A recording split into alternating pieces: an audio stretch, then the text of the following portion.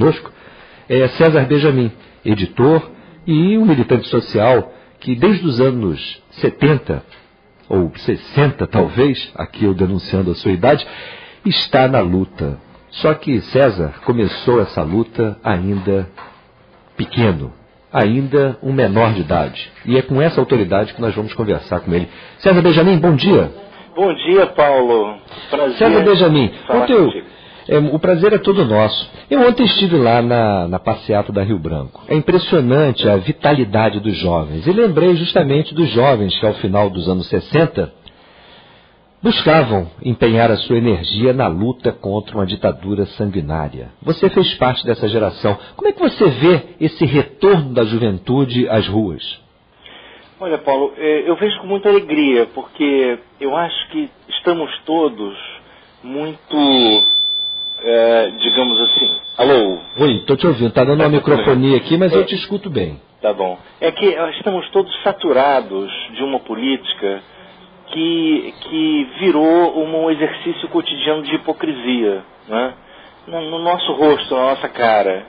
E justamente o que a geração dos anos 60 teve, e essa geração agora mostra que também tem, é uma grande coesão entre a vida e a palavra, entre a intenção e o gesto, entendeu? Entre aquilo que você fala e aquilo que você faz, né? Eu vejo com muita alegria esse retorno dos jovens às ruas e vejo também com muita tristeza a constatação de que depois de 12 anos de governos de esquerda, nós temos a política provavelmente mais suja e mais hipócrita da história contemporânea do Brasil. Quer dizer, esse, a meu ver, é o grande fiasco desses últimos 12 anos de governo. O fiasco, problemas da economia, isso tudo a gente resolve. Agora, o que não é perdoável é que um governo supostamente de esquerda despolitize o povo, despolitize a política, desorganize, invista na desinformação, né? Queira manter a sociedade parada, recebendo pequenos donativos e muito futebol. Isso não é governo de esquerda, nem aqui, nem em nenhum lugar do mundo. Agora, não há um paradoxo nisso, porque esse governo de esquerda ele é fundamentalmente formado por aqueles que justamente nos anos 60 estiveram à frente da luta contra a ditadura. Além disso, eu inclusive há pouco lembrava, essa geração, tendo inclusive Lula à frente já nos anos 80, nos anos 90, foi também a geração que de alguma forma levantou de forma mais nítida as palavras de ordem de oposição ao modelo dos bancos e das multinacionais. O que, no seu ponto de vista, aconteceu com a maior parte dessa geração, que integra, inclusive, os governos pós-2002? Aconteceu o fascínio do poder, aconteceu a adesão à política tradicional, aconteceu o enriquecimento pessoal, né? É mais fácil fazer política junto com os poderosos, né? Se coligando com eles, fazendo as mesmas práticas e se tornando um deles, do que permanecer no campo popular, né?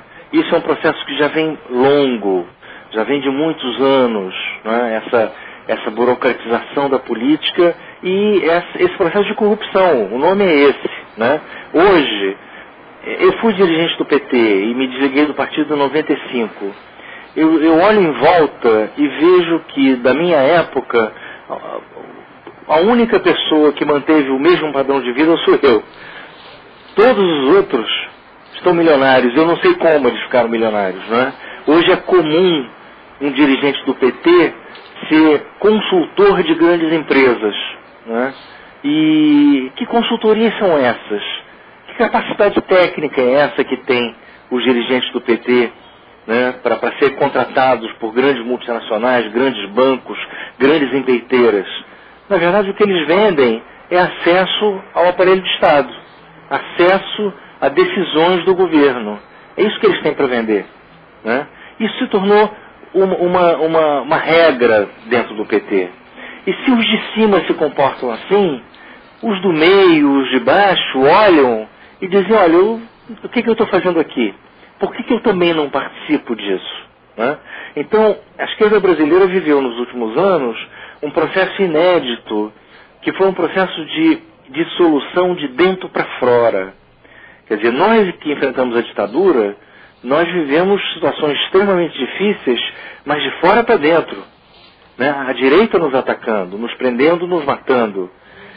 Quase fomos exterminados fisicamente, mas resistimos e mantivemos, né, um papel de liderança intelectual e moral que é fundamental para qualquer movimento no médio e longo prazo. Né? Se você abre mão dessa tua condição, então você se dissolve de dentro para fora. Quer dizer, hoje o PT é um partido que me dá vergonha, é um partido que não tem nada a dizer a isso que está acontecendo, né? Faz mais do mesmo, repete bolsa isso, bolsa aquilo lá, muito futebol, né? Enquanto dá consultorias a bancos e multinacionais. Hoje, se as grandes empresas do Brasil cortarem o financiamento ao PT, o PT fecha as portas, porque não tem mais militância, não tem mais capacidade de andar com as próprias pernas. Estão todos agora envolvidos na eleição de 2014, estão todos dando cotoveladas uns nos outros, né? É um processo muito feio, né? Muito feio. E, infelizmente, a maioria das pessoas foi cooptada por isso. Eu assisti isso, eu vi que isso vinha de cima para baixo, eram as principais lideranças que estimulavam esse tipo de comportamento, né? E pouca gente resistiu. Essa é que é a verdade. E isso deixou um tremendo vazio na política, especialmente em termos de uma instância de representação que tenha condições de, de alguma maneira, encarnar esses sonhos que são tão próprios da juventude e que me parecem saudáveis num país tão desigual, tão injusto como o Brasil. Como é que fica essa questão do teu ponto de vista da representação? Ontem na manifestação foi muito curioso em determinado momento, onde um grupo de jovens puxava um bordão fazendo menção que nenhum partido os representava. E eu, de alguma maneira, em determinado momento, cercado de jovens, comecei, em meio à frase que eles proferiam, justamente, não somos de nenhum partido, não queremos partido, eu comecei a brincar e, no ritmo em que eles cantavam, eu aqui proferia a seguinte palavra: que merda, que merda. E alguns se dirigiam para mim e eu esclareci: olha, e eu não tenho nenhum partido, só que eu acredito que sem partido a gente não vai para lugar nenhum.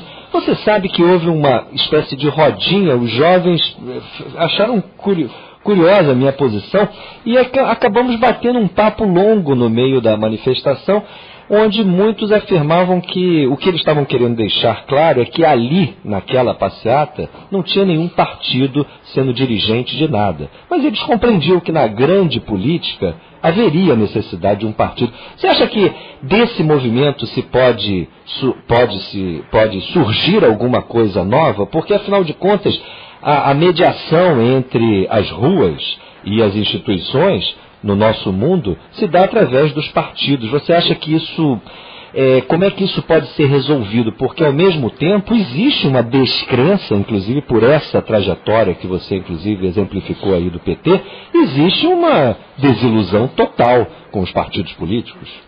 Eu acho que é cedo para dizer, para responder afirmativamente o que você pergunta. Nesse momento é importante constatar que o sistema político brasileiro faliu, sob todos os sentidos.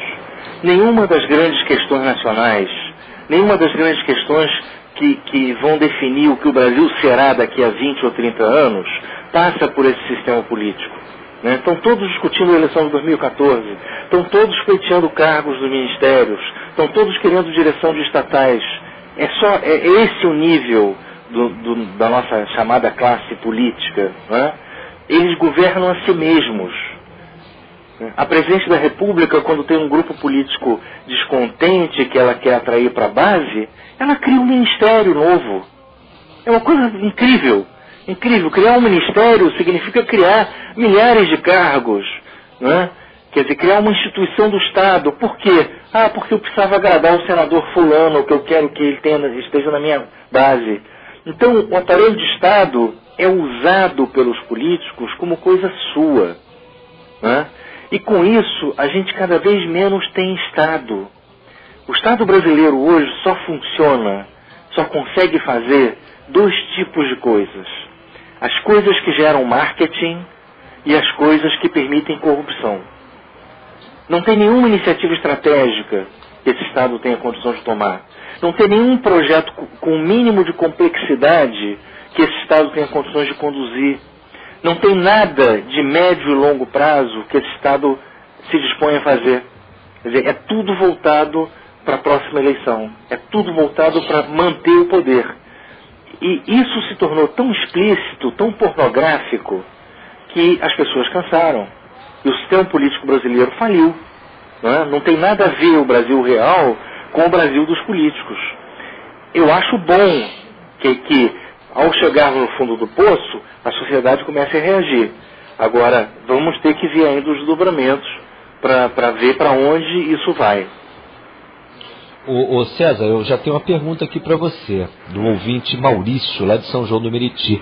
Ele te indaga se você acredita que ainda exista no Brasil esquerda e direita, já que, segundo ele, PDT, PCdoB e PMDB, entre outros, estão todos juntos no apoio ao governo Dilma. Olha, estão todos juntos, em parte, porque todos os seus dirigentes estão ganhando muito bem dentro do aparelho de Estado. São todos. Um é assessor da presidência do BNDES, outro é assessor da presidência da Petrobras, o outro está lá. Ninguém ganha menos do que 30 mil. Dirigentes do PDT, do PCdoB e assim por diante. Tá certo? Então, houve um processo de cooptação pelo aparelho de Estado. E eu acho que é preciso haver esquerda e direita, sim.